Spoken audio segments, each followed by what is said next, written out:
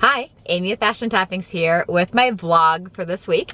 And I'm gonna try to do a sewing video this weekend. I'm gonna put up, and I'm gonna talk about that after a little bit later. I thrifted a crocheted blanket or tablecloth, and it was pitch white.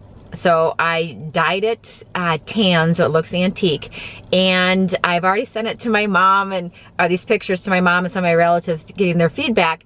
I had an inspiration from a picture on Pinterest, and I'm like, oh wow, I want to make that. And I put it on my mannequin with several different items, and I took pictures of them, and I'm gonna post it, and I'll talk about that later in this video. And I want your feedback as to which way you think I should go with this project, because I'm stumped. I've been trying to do this project for a week now, and I set it up on my mannequin in several different ways. I leave it up that way for a day. The next day I switch it, and then I have another idea, and then I keep changing it. I don't want to cut into this crocheted fabric because I don't find good crocheted fabric that doesn't have stains on it very often. And I got this entire big tablecloth or blanket for 12 bucks. And I dyed it, and the dyeing turned out perfect. I've never really dyed that much stuff, and I'm getting into the bleaching and dyeing lately. So as you can tell, yeah, I even went into dyeing the hair. But okay, so I'll go into that towards the end because I always talk about my projects towards the end.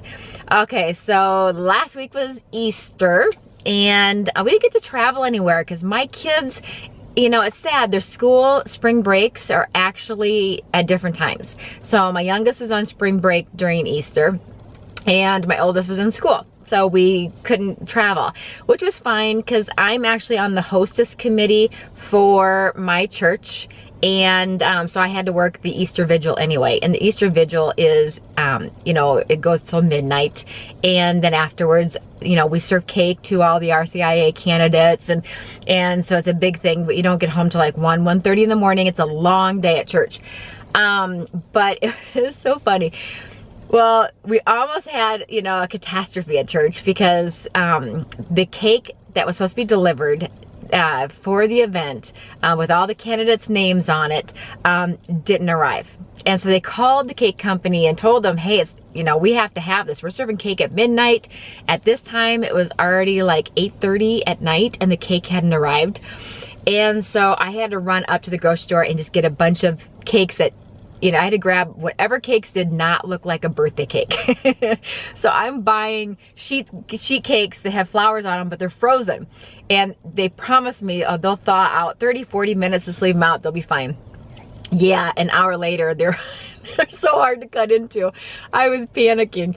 But I'm gonna post a picture up. I'm gonna put a picture up. I did not realize out in the kitchen and out in the lobbies, they have these TV monitors up, but you know, I never pay attention to what's on them. And I'm in the reception area setting up for the event, and I'm the only one in there. There's only 2 of us that volunteered on the hostess committee to do the cake part because we only needed 2 people. And one person hadn't arrived yet. I'm there, I'm waiting because I need to drive and go find a place that has cake. So I'm sitting there and waiting because I didn't want to leave and have the other person think I didn't show up and not know where the cakes are at and have them panic. I stayed there.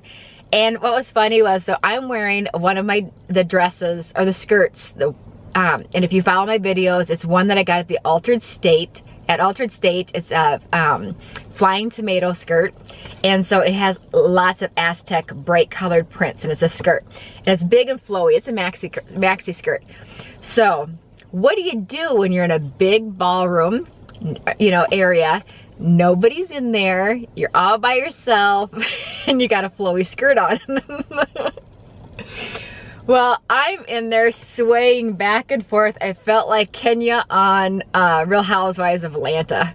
I started twirling. So I'm in there, I'm bored, I'd do a little twirl, and I'm sitting on my phone, and then I took a selfie, walk out in the lobby.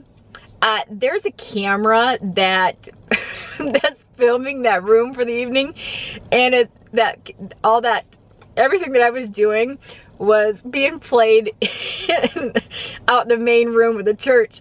So anyone who's walking past the TVs, and I'll put a picture up of the TV. Anybody who's walking past those TVs is probably they're probably thinking, what the hell is that girl doing in there? Like, you know, in a room. And so I'm swaying back and forth and twirling and eating an M&M here and there. And yeah, I'm projected on the TV screens throughout the church in the main area when people walk in. And so, you know, people cut through the kitchen area and stuff. Here's this TV with, you know, me on it. All I could think of was, thank God that I didn't have to adjust my bra or anything, because I was wearing a bra that had lace and it itches. It was driving me crazy, and I wish I hadn't worn it that night. But you know, I mean, when people aren't looking, sometimes you'll do the, you know, the itch or the adjust. Yeah, thank goodness I didn't do any of that. Can you imagine in church if I turned around and decided to adjust my bra and be on that video throughout the church? Or worse yet, if I, like, you know, had to, you know, pick my skirt out of my behind or something. I don't know. That's kind of gross. But yeah, so I was projected across the TV. So that was my Easter Vigil experience. And then I made a little list throughout the week. If there's anything that I'm like bored and I wish I had someone to talk to about it. So my oldest son, who goes to college, you know, he's the one that usually gets stuck having to listen to my stories or listen to me talk. As my husband would say, my oldest actually gets stuck listening to me get rid of my 5,000 words. You know, the old men are from Mars, women are from Venus, or it's an old book. But it said something about men have to use, and this is many years since I read this, men have to use like 3,000 words a day, and just by nature, they, you know, that's just on average what they need to get out and verbalize is 3,000 words a day. But on average, a woman needs to verbalize 5,000 words a day. And I completely agree with that, because I'm alone a lot. My husband works, I spend a lot of time in the car and transporting kids, and my youngest has his headset in all the time. He doesn't want to chit chat. My oldest, thank goodness, when he's around, he'll listen to me, and he, you know, he becomes my little sounding board for me to use my 5,000 words. And so where was I even going with this? Oh, so it's like, oh, there's a squirrel. You know, okay, so I had kind of lost my train of thought here. So that is why I just wrote a list down throughout the week. If I'm by myself and I sit there and catch myself talking to myself, or, you know, whatever, in the car, I write it down and there's my topic. So the Easter Vigil with the TV screens, I had to write that one down because I was so embarrassed. And then also, the pollen in our area. I'm gonna post a picture too of that. It is crazy. I actually had to sweep my patios, my decks, and our basement outdoor kitchen. I had to sweep those on a daily basis, because we got a thick coat of yellow pollen. And then, I mean, you can see it's like snow. I mean, the dogs walk through it and you see paw prints. And I had my car out. I had my son's car out. I was driving my son's car, and I only was out for like maybe 3 hours that I had the car out. And I'm going to show you how bad it was covered. I took a picture because I just couldn't believe it. But I'm constantly having to sweep my patios because otherwise the dogs are carrying yellow pollen into the house. The pollen is just crazy. I think we broke records so far this year. On some days, we've actually broken some records as far as our pollen count. And they're saying that we're going to have possibly an extra 2 weeks longer of a pollen season than normal. So the pollen is just crazy. I don't know if everywhere else in the United States, or you know, I know several of you ladies that are in the UK that I talk with. I don't know if y'all have the same pollen problem that we do this year. This year is just crazy. Pollen. Everything is covered in yellow. My windowsills, it's just nasty. And then my poor puppies, I'm giving them Zyrtec which is a white allergy pill. The vet told us to give it to him. So I give him Zyrtec, because I used to give him Benadryl, and then I think I might have told the story before. So I give him Zyrtec now, which is a white pill. And because the Benadryl, which I used to give him, is pink, and the dogs got smart enough that I would find the pink tablets down in my furniture, and that pink dye would get on the leather. And so I have to give my dogs allergy pills because of it's just crazy. I just never seen a season like this as far as down here in the South. So, so let me know what your pollen is like in your area, or what your weather is doing right now. I'm just curious if it's just us down in the South that has this crazy pollen thing going on. And then last week I said, if there's anything that you, any questions that you had or anything you want to talk about, just go ahead and shoot me an email. And I made a list. I'm not going to address all of them today, but I picked a couple of them. Someone had asked, how and why did I get started on YouTube? And now, you know, most of you know I do this as a hobby. This is not a job, you know. I just do this for fun, you know, because I'm a stay-at-home mom. I used to work, but with my kids' schedules, I could no longer work anymore. And so this just kind of keeps me entertained, and you know, it's kind of my way of expressing myself, I guess, because we do move a lot, and so it is hard to find new people to hang out with every time you change cities. And so, you know, I just started doing YouTube because, you know, it kept me entertained. It was entertaining for me to do. It was entertaining for me to communicate with all these other ladies on Facebook.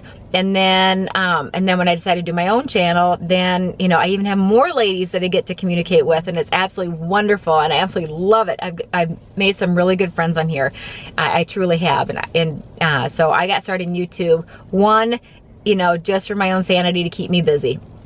I mean, I'm already busy, but busy for me, you know, not always having to be busy for everybody else, because I'm, you know, my schedule basically is dictated by everybody else in the family.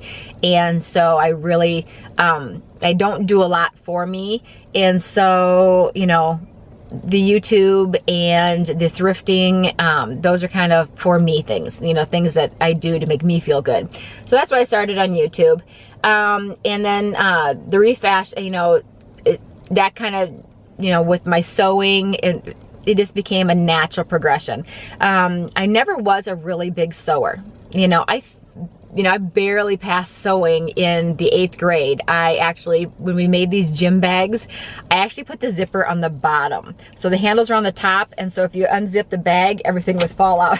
I put it on upside down. The teacher did make me correct it. I did correct it, but I never was very good at sewing.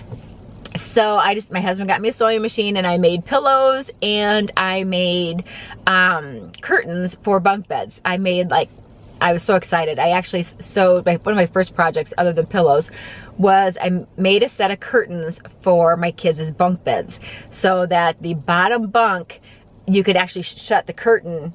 You know, I put a towel rod up, and or shower rod up, and then I made curtains so that my oldest son could have privacy in the bottom bunk, because he went to bed early. He liked it dark. He didn't want, you know, lights on. And then it was also for like puppet shows, and it became a play entertainment area.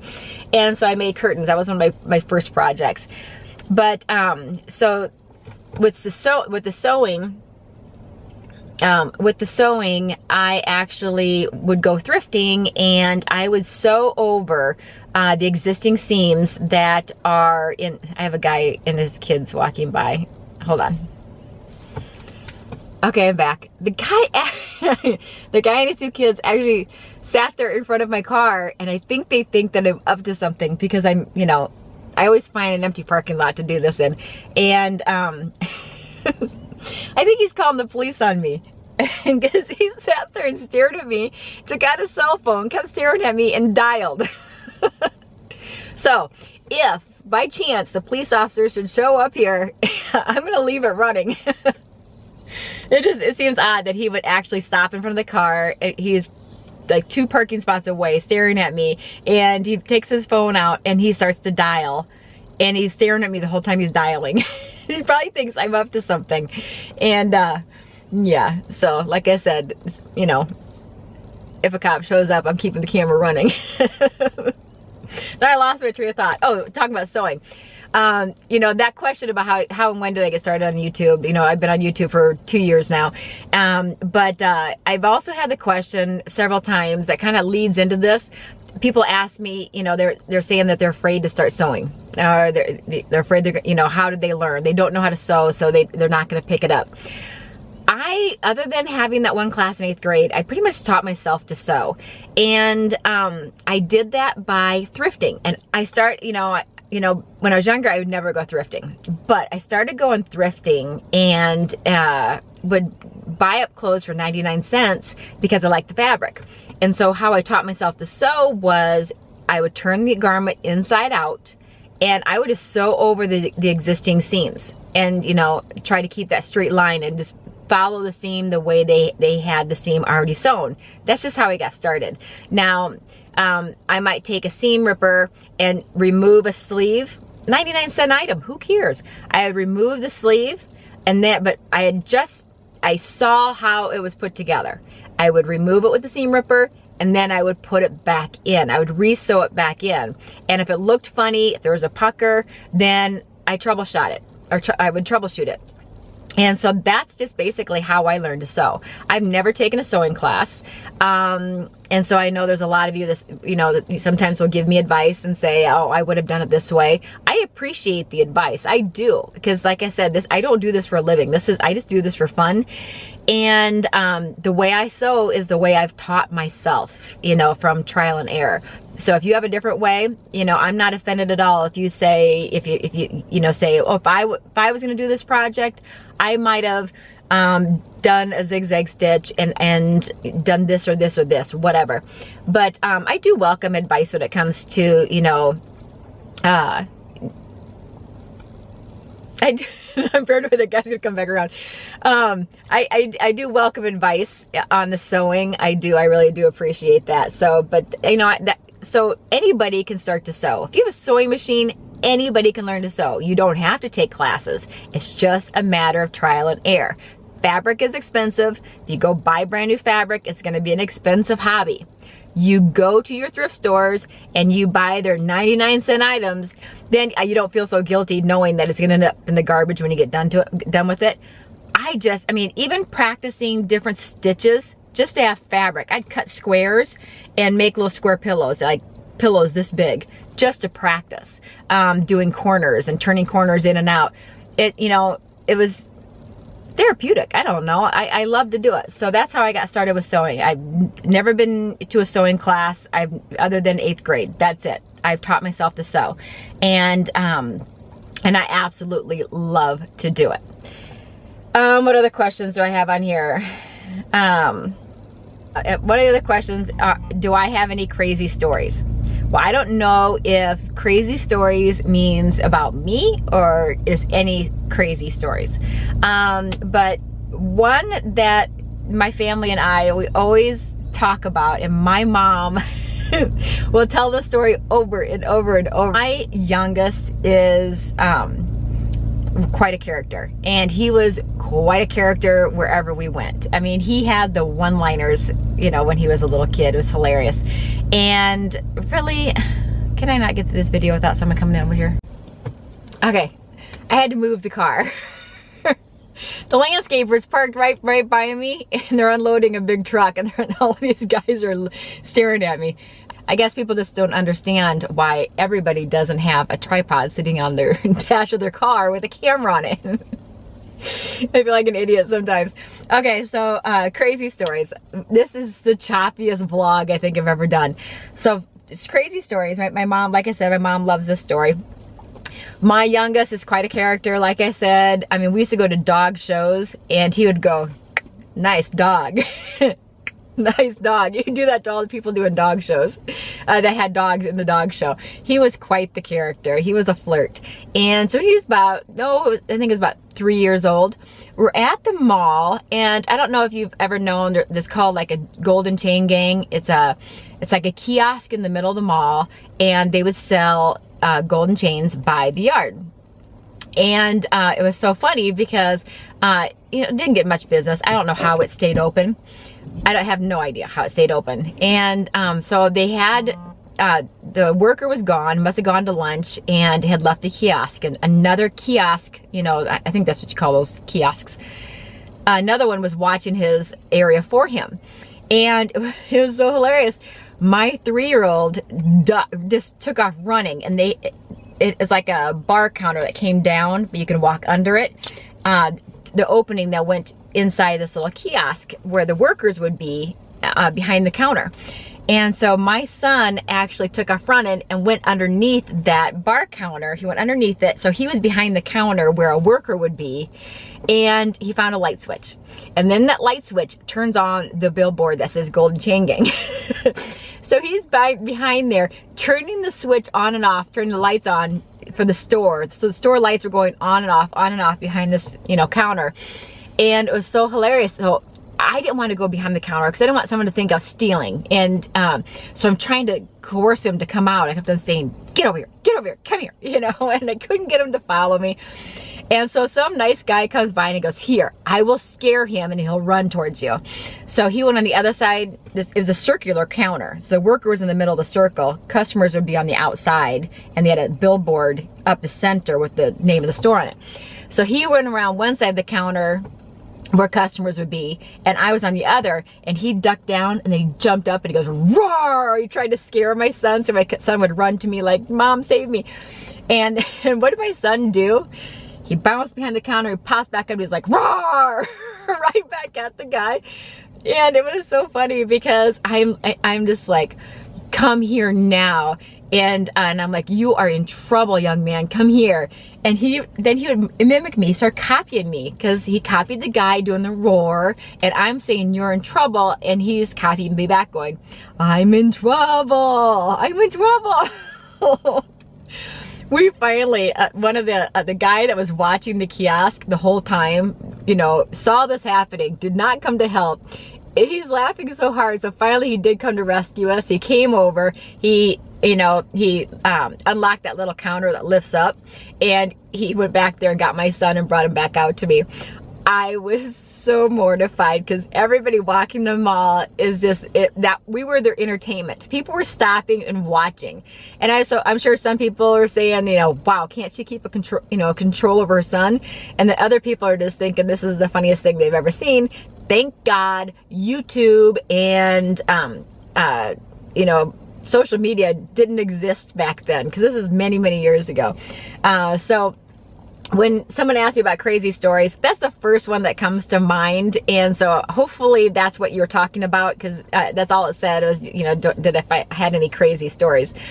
And so and I will add a couple crazy stories on the next vlog. You know, I have several crazy stories from my kids grew up, and, you know, things that happened to me over my life. I'll try to incorporate one crazy story in each of my vlogs coming up, just, you know, for something fun to do.